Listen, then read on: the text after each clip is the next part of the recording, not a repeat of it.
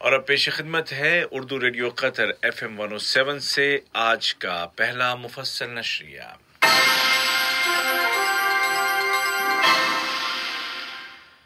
بسم اللہ الرحمن الرحیم۔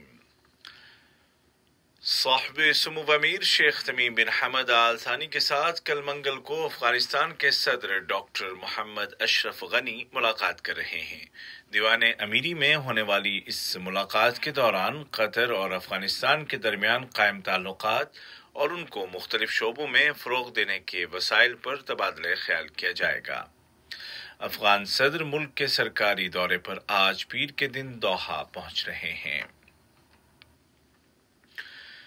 صاحب سمو امیر والد شیخ حمد بن خلیفہ آل ثانی نے کویت کے سابق امیر شیخ صباح الاحمد الجابر الصباح کی وفات پر امیر کویت شیخ نواف الاحمد الجابر الصباح کے ساتھ تعزیت کی ہے۔ صاحب سمو امیر والد نے حکمراں خاندان کے افراد اور ملک کے دیگر اعلیٰ حکام کے ساتھ بھی تعزیت کی اور اللہ تعالیٰ سے دعا کی کہ وہ مرحوم کو جنت الفردوس میں جگہ عطا فرمائے۔ اسی طرح شیخ عبداللہ بن خلیفہ آل ثانی اور صاحب سمو امیر والد کے ہمراہ وفد میں شامل شیوخ اور وزراء نے بھی تعزیت پیش کی۔ کویت میں قطر کے سفیر جناب بندر بن محمد العطیہ نے مرحوم امیر کویت کی داخلی اور بیرونی سطح پر حاصل کردہ کامیابیوں پر روشنی ڈالی اور ان کو خراج عقیدت پیش کیا۔ قطر نے جمہوریہ صومالیہ کے متعلق اپنے موقف کو دہراتے ہوئے کہا ہے کہ اداروں اور قانون کی بالادستی والی ریاست کی تعمیر میں صومالیہ کی ضروری سپورٹ جاری رکھنے کی ضرورت ہے۔ ایک ایسی ریاست جو صومالی عوام کے تمام حقوق اور ملک کی خود مختاری، آزادی اور سالمیت کی ضامن ہوگی۔ ان خیالات کا اظہار جنیوا میں اقوام متحدہ کے دفاتر میں قطر کے مستقل مندوب سفیر علی خلفان المنصوری نے انسانی حقوق کونسل کے 45ویں سیشن کے دوران کیا۔ کورونا وائرس کی روک تھام کے لیے بنائے گئے نیشنل گروپ کے سربراہ ڈاکٹر عبداللطیف الخال نے انکشاف کیا ہے کہ مارکیٹ میں آتے ہی کووڈ 19 کی ویکسین کو خریدنے کے لیے وزارت صحت اور بین الاقوامی دواساز کمپنیوں کے درمیان جاری مذاکرات ایڈوانس اسٹیج میں ہیں۔ ڈاکٹر الخال نے کہا کہ قطر کی جامع پالیسی انتہائی مؤثر ثابت ہوئی ہے، جس کے نتیجے میں اس وبا کو کنٹرول کیا گیا اور ملک میں کووڈ 19 سے ہونے والی اموات کا عالمی سطح پر کم سے کم تناسب یا لویسٹ ڈیتھ ریشو حاصل کیا گیا، لیکن اس کے باوجود ہمیں کچھ وقت کے لیے وائرس کے ساتھ زندگی گزارنا ہوگی۔ ڈاکٹر الخال نے زور دے کر کہا کہ ہر سال کی طرح سیزنل فلو کا وقت قریب آتا جا رہا ہے، لہٰذا ضروری ہے کہ اس فلو کی ویکسین لی جائے۔ انہوں نے کہا کہ اس سال اس ویکسین کی اہمیت گزشتہ برسوں سے کہیں زیادہ ہے۔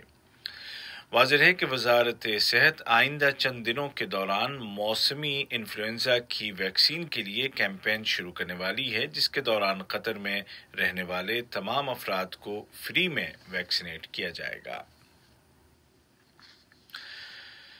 وزارت صحت نے اعلان کیا ہے کہ کل 4 اکتوبر 2020 کو قطر میں کورونا کے 159 نئے کیس درج کیے گئے تھے، جبکہ مزید 173 افراد اس بیماری سے شفا یاب ہو گئے ہیں اور اس طرح کووڈ 19 سے ریکور ہونے والوں کی کل تعداد 1,23,475 ہو گئی ہے۔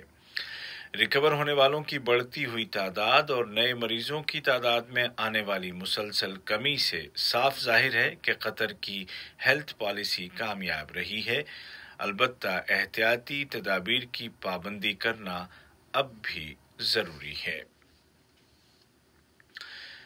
امریکی صدر ڈونلڈ ٹرمپ کے کووڈ 19 سے متاثر ہونے کے سلسلے میں تازہ اطلاعات یہ ہیں کہ ان کا علاج کرنے والی میڈیکل ٹیم نے اعلان کیا ہے کہ ہو سکتا ہے کہ صدر ٹرمپ آج پیر کے دن فوجی اسپتال جہاں ان کا علاج کیا جا رہا تھا والٹر ریڈ سے وائٹ ہاؤس منتقل ہو جائیں۔ ڈاکٹروں کا کہنا ہے کہ صدر کی صحت میں واضح طور پر بہتری نظر آ رہی ہے۔ موراکو کے شہر بوزنیقہ میں لیبیا کی سپریم کونسل اور طبرق کے پارلیمانی وفود کے درمیان مذاکرات جاری ہیں، جن کا مقصد جنگ بندی کو مستقل بنانا اور ایک پائیدار امن سمجھوتے تک پہنچنے کے لیے اتفاق رائے پیدا کرنا ہے۔ دریں اثنا ترکی کے صدر جناب رجب طیب اردوغان نے ایک بار پھر لیبیا کی وفاقی حکومت، جس کو عالمی سطح پر تسلیم کیا جاتا ہے، کہ صدارتی کونسل کے سربراہ جناب فائز السراج کو یقین دلایا ہے کہ ترکی ہر وہ مدد فراہم کرے گا جو لیبیائی عوام کی خوشحالی کے لیے ضروری ہوگی۔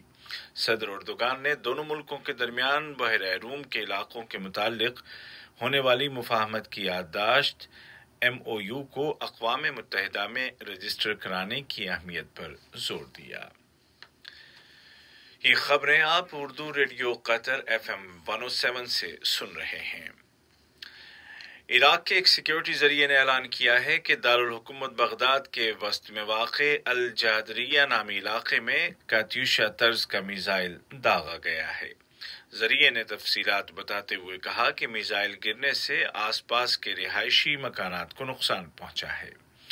واضح ہے کہ بغداد انٹرنیشنل ایئرپورٹ اور اس کے ارد گرد کے علاقے کو مسلح گروپ ہمیشہ میزائلوں کا نشانہ بناتے آئے ہیں۔ یہ مسلح گروپ ایئرپورٹ کے اندر موجود غیر ملکی فوجیوں کے بیس کیمپ کو نشانہ بنانے کی کوششیں کرتے ہیں۔ بحران کو حل کرنے کے لیے ترکی کی جانب سے نیک نیتی کے اظہار اور مذاکرات پر آمادگی کے اعلان کے باوجود یونان نے کسی خاص نرمی کا مظاہرہ نہیں کیا ہے اور بحیرہ روم کے مشرقی علاقے میں فوجی مشقیں کرنے کا اعلان کر دیا ہے، جس کے بعد دونوں ملکوں کے درمیان موجود اختلافات کو ہوا مل سکتی ہے۔ آذربائیجان کے صدر جناب الہام علیف نے مطالبہ کیا ہے کہ آرمینیا کی فوجیں ناگورنو قرباغ نامی ریاست سے نکل جائیں۔ آرمینیا نواز علیحدگی پسندوں اور آذربائیجان کی فوج کے درمیان لڑائی کا 8واں دن ہے۔ صدر علیف نے مزید کہا کہ آرمینیا کو معافی مانگنی ہوگی۔ ادھر روس نے ایک بار پھر لڑائی روکنے کا مطالبہ کیا ہے۔ روس کے وزیر خارجہ سرگئی لیوروف نے کہا کہ ماسکو یورپ میں امن و تعاون کی تنظیم کے زیر سایہ آذربائیجان اور آرمینیا کے درمیان حالیہ کرائسس کا حل نکالنے کے لیے تیار ہے۔ دریں اثنا اطلاعات کے مطابق فریقین کے درمیان لڑائی میں زور آتا جا رہا ہے اور اب عام شہری بھی اس کی زد میں آ رہے ہیں۔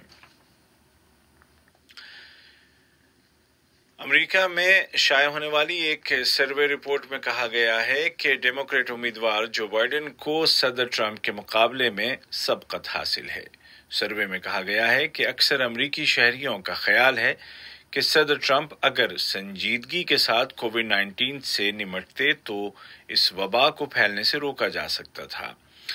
واضح ہے کہ صدر ٹرمپ کے کورونا وائرس سے متاثر ہونے کی اطلاعات کے بعد دونوں صدارتی امیدواروں کے درمیان پوائنٹس کا یہ اب تک کا سب سے بڑا فرق سامنے آیا ہے۔ اور بیلاروس کی پولیس نے درجنوں افراد کو گرفتار کر لیا ہے اور مینسک شہر میں ہزاروں کی تعداد میں جمع ہونے والے مظاہرین کو منتشر کرنے کے لیے پانی کی تیز دھاروں کا استعمال کیا۔ مظاہرین صدر الیگزینڈر لوکاشنکو کے دوبارہ صدر منتخب کیے جانے کی مذمت کر رہے تھے۔ ان کا کہنا تھا کہ صدارتی الیکشن میں دھاندلی کی گئی ہے۔ آج کا پہلا نشریہ ختم ہونے سے قبل اس وقت کی اہم سرخیاں ایک مرتبہ پھر سن لیجیے۔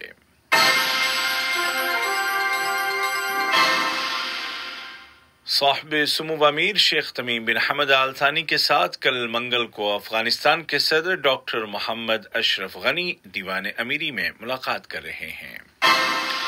صاحب سمو امیر والد شیخ حمد بن خلیفہ آل ثانی نے کویت کے سابق امیر شیخ صباح الاحمد کی وفات پر تعزیت پیش کی ہے۔